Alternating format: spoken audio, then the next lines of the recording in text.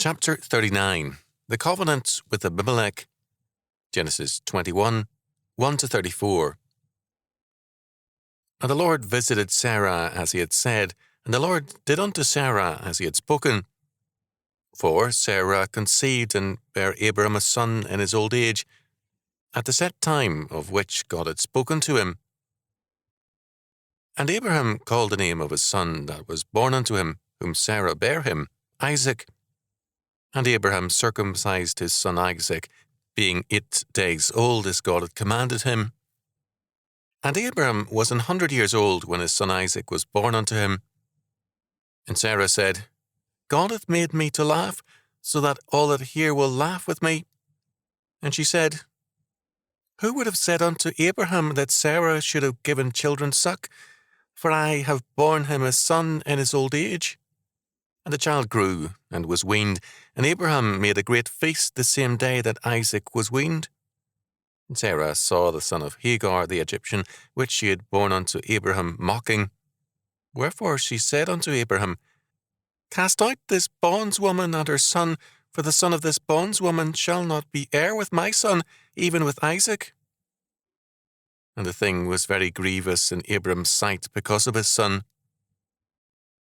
And God said unto Abraham, Let it not be grievous in thy sight because of the lad, and because of thy bondswoman. In all that Sarah hath said unto thee, hearken unto her voice, for in Isaac shall thy seed be called. And also of the son of the bondswoman will I make a nation, because he is thy seed. And Abraham rose up early in the morning, and took bread and a bottle of water, and gave it unto Hagar, putting it on her shoulder and the child, and sent her away. And she departed and wandered in the wilderness of Beersheba. And the water was spent in the bottle, and she cast the child under one of the shrubs. And she went and sat her down over against him a good way off, as it were a bowshot, for she said, Let me not see the death of the child. And she sat over against him, and lifted up her voice, and wept. And God heard the voice of the lad. And the angel of God called to Hagar out of heaven, and said unto her, What aileth thee, Hagar? Fear not, for God hath heard the voice of the lad where he is. Arise, lift up the lad, and hold him in thine hand, for I will make him a great nation. And God opened her eyes, and she saw a well of water, and she went and filled the bottle with water, and gave the lad drink. And God was with the lad, and he grew and dwelt in the wilderness, and became an archer. And he dwelt in the wilderness of Paran, and his mother took him a wife out of the land of Egypt. And it came to pass at that time that Abimelech and Phicol, the chief captain of the host, spake unto Abraham, saying, God is with thee in all that thou doest. Now therefore swear unto me here by God that thou wilt not deal falsely with me, nor with my son, nor with my son's son, but according to the kindness that I have done unto thee, thou shalt do unto me, and to the land wherein thou hast sojourned. And Abraham said, I will swear. And Abraham reproved Abimelech because of a well of water, which Abimelech's servants had violently taken away. And Abimelech said, I wot not who hath done this thing, neither didst thou tell me, neither yet heard I of it, but today. And Abimelech took sheep and oxen, and gave them unto Abimelech, and both of them made a covenant. And Abraham set 7 ewe lambs of the flock by themselves, and Abimelech said unto Abraham, What mean these 7 ewe lambs, which thou hast set by themselves? And he said, For these 7 ewe lambs shalt thou take of thy hand, that they may be a witness unto me that I have digged this well. Wherefore he called that place Beersheba, because there they sware both of them. Thus they made a covenant at Beersheba. Then Abimelech rose up, and Phicol, the chief captain of his host, and they returned into the land of the Philistines. And Abraham planted a grove in Beersheba, and called there on the name of the Lord, the everlasting God. And Abraham sojourned in the Philistines' land many days. Genesis 21, 1-34. In this chapter, we again meet Abimelech. The name Abimelech means king's father. It is a name we find in this chapter and the previous one in Judges 8, 9 and 10, in 2 Samuel 11:21, 1 Chronicles 18:16, and in the title to Psalm 34. The name has been translated also as the Divine King is Father, or the Divine Father is King. The Abimelech of Genesis 20 and 21 was apparently a true believer, as was, of course, Melchizedek, whom we encountered earlier. The best evidence of this is the fact that Abraham entered into a covenant with Abimelech. The covenant, always a treaty of law, was also evidence of a common faith between the two parties.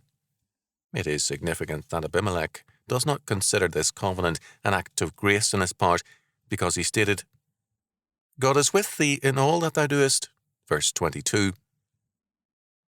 The special and particular providence of God was plainly with Abraham, and Abimelech saw this clearly. Abimelech was a Philistine. The main invasion by the Philistines came later, but this Abimelech represented an early settlement and a substantial city-state. This episode is tied to the Hagar-Ishmael episode and the birth of Isaac.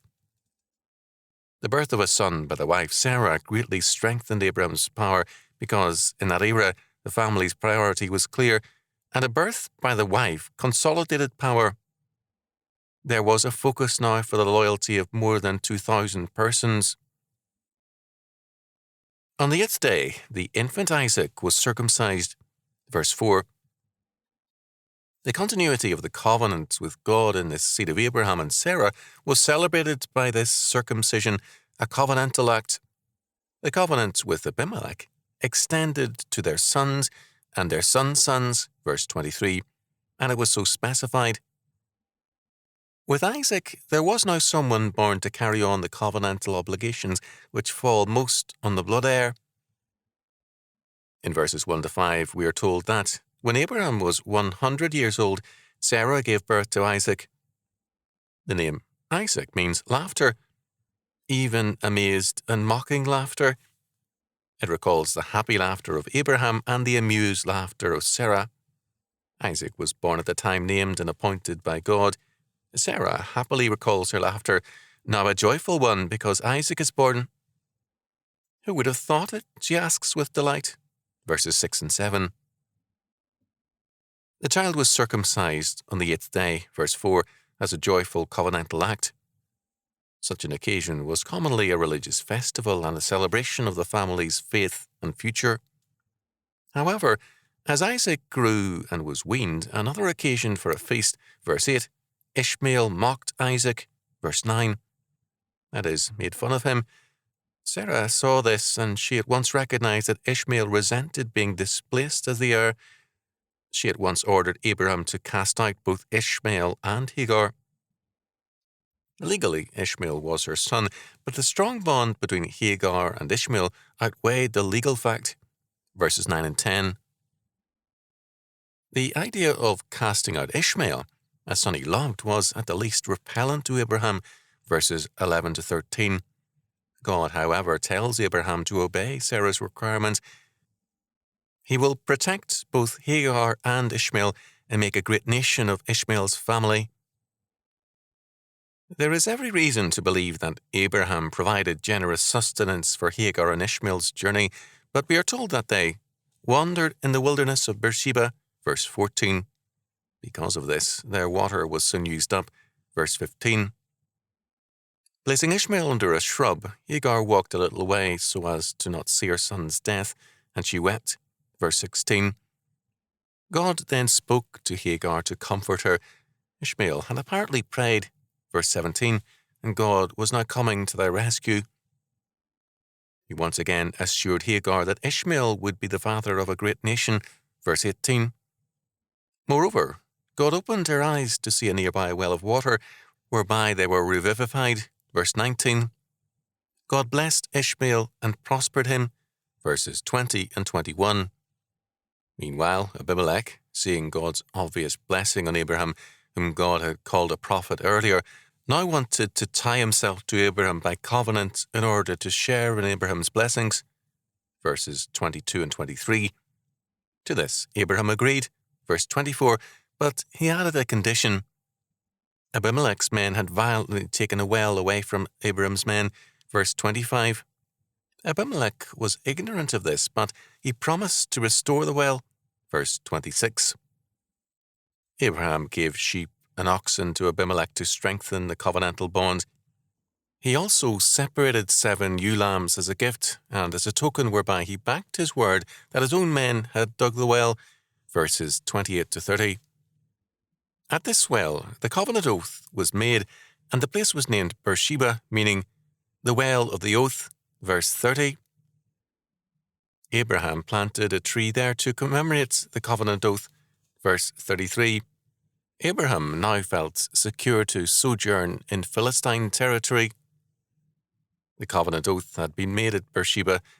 Abraham, quote, called on the name of the Lord, the everlasting God. Verse 33. The name of the Lord was not used with Abimelech. It was the covenant name of God in his covenants with Israel. The tardy birth of Isaac made clear that the line of the promised seed was more than a natural line. It was a line that stressed God's mercy and grace. Other men and women had many children, as would be the case with Abraham's grandsons, Esau and Jacob, but not so at this point with Abraham. He could not take for granted a natural promise, but was compelled to wait on a supernatural hope. Abimelech had every natural reason to dislike Abraham for the incident involving Sarah, Genesis 21-18. Instead, Abimelech not only enriched Abraham, but entered into a covenant with him. He was clearly a godly man, and one who believed God when God called Abraham a prophet. It was a line that stressed God's mercy and grace. Other men and women had many children, as would be the case with Abraham's grandsons, Esau and Jacob, but not so at this point with Abraham. He could not take for granted a natural promise, but was compelled to wait on a supernatural hope.